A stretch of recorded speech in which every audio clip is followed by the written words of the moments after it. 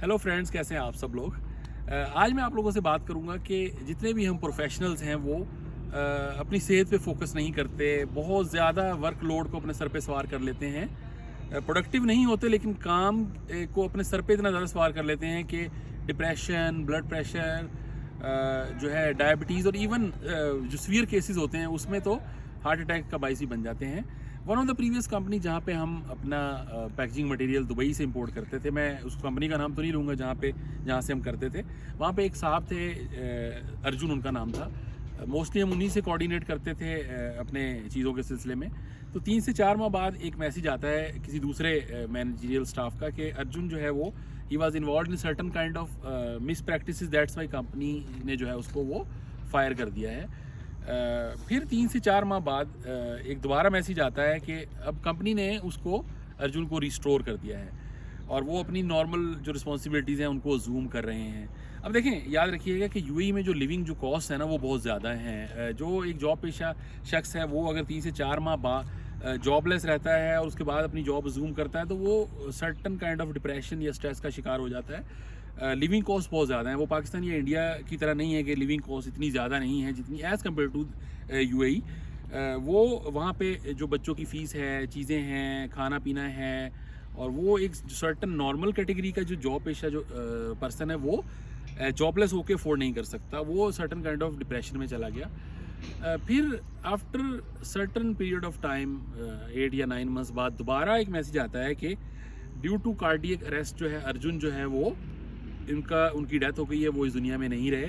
तो बताने का मकसद ये है, देखें, कंपनीज़ के पार्ट पर भी और एज ए प्रोफेशनल भी, कि एज ए प्रोफेशनल हमें अपने जो साथी जो लोग हैं प्रोफेशनल्स उनका ख्याल रखना चाहिए कि किस तरह वो लोग सर्वाइव कर सकते हैं, किस तरह उनके लिए बेटर वर्किंग कंडीशंस पैदा करनी चाहिए, वो डिप्रेशन का शिकार ना हो। अपने कुलीग्स का ख्याल रखिए, वो लोग स्ट्रेस का शिकार ना हो, और स्ट्रेस इवन जो वर्स्ट सिनेरियोज होते हैं उसमें वो हार्ट अटैक का शिकार ना हो जाएं।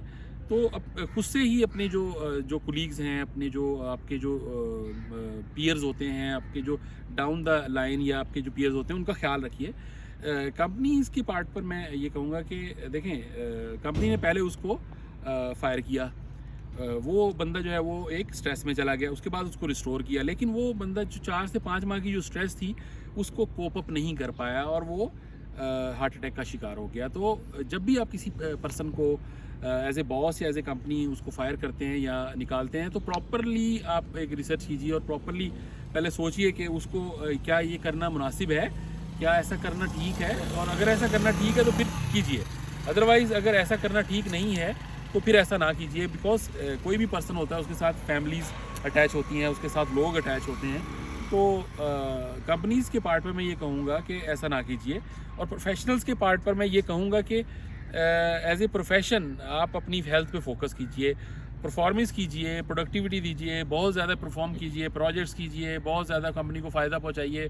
लेकिन याद रखिए ये कंपनीज़ जो हैं वो किसी की नहीं हुआ करती, ये कंपनीज उसी की हुआ करती हैं ये जिसके नाम पर हुआ करती हैं। जो ये जितने भी एम्प्लॉयज़ होते हैं ये एक किराए के जो लोग होते हैं, इनकी कंपनी में कोई वैल्यू नहीं होती। इनके ये सिर्फ जो है ना बॉस को खुश करने के लिए लोगों को जिसके साथ ज़्यादती करना, डिसऑनेस्टी शो करना, अपने कुलीग्स का हक खाना, अपने कुलीग्स को नुकसान पहुंचाना, और जो ना ये कामों से जो है ना आप कभी आगे नहीं बढ़ सकते।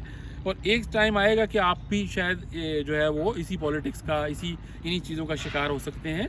तो याद रखिए कंपनीज जो हैं वो किसी की नहीं हुआ करती। ये जितनी भी मल्टीनेशनल्स हैं, जितने भी जो लोग ऑनर्स होते हैं, प्राइवेट कंपनीज भी होती हैं, ये कभी किसी की नहीं होती। ये सिर्फ उसी की होती हैं जिसके नाम पे कंपनी जो है वो होती हैं। ये शेयर होल्डर्स जो होते हैं उन्हीं की होती हैं। इनके लिए आप लोगों की कोई वैल्यू नहीं होती, आप लोगों की एम्प्लॉयज़ की कोई वैल्यू नहीं होती। आपकी एक जिस तरह इंडिया की फिल्मों में किराए के गुंडे होते हैं, इसी तरह इनकी आपकी जो है वो वैल्यू उतनी ही होती है जितनी किराए के गुंडे जो होते हैं उनकी होती है। इससे ज़्यादा आपकी वैल्यू नहीं होती। तो इसलिए मेरा मैसेज ये है, मेरा मैसेज आपको डिस्करेज करना नहीं है, मेरा मैसेज आप लोगों को बताना है कि अपनी हेल्थ पे फोकस कीजिए, अपने कुलीग्स का ख्याल रखिए।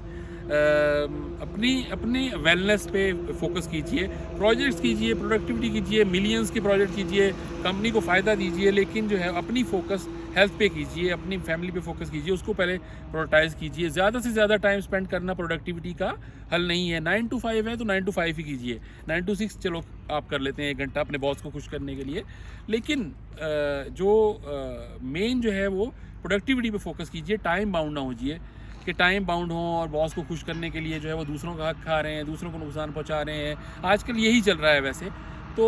देखें, इस चीज़ का शिकार आप लोग भी हो सकते हैं। तो मेरा मैसेज है आप लोगों के लिए, अपनी हेल्थ पे फोकस कीजिए, अपनी वेलबींग पे फोकस कीजिए, वरना आप भी नेक्स्ट अर्जुन हो सकते हैं।